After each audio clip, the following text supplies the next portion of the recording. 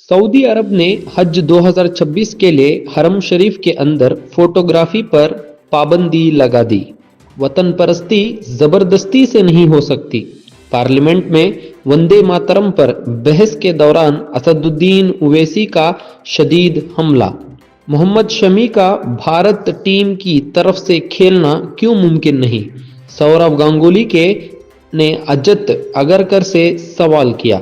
BJP MP ने secular और socialist अल्फाज को कॉन्स्टिट्यूशन के प्रियम्बल से हटाने के लिए बिल पेश किया।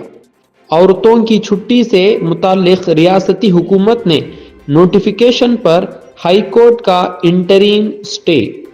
रियासत कर्नाटका के एमएलए यत्नाल का कहना है कि वो समझौता न करने वाला मैं ही असल अपोजिशन लीडर हूं।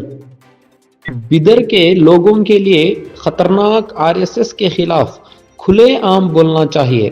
रिटायर्ड नायब बीजी कोल्ली पाटिल ने बसवा कल्याण में सूफी संत सम्मेलन के दौरान कहा, नेहरू की गलतियों पर अगर बहस ही करना है तो एक खुसूसी इजलास बुलाया जाए। मोदी जी को टॉन्ट देते हुए प्रियंका गांधी ने की तजवीज़।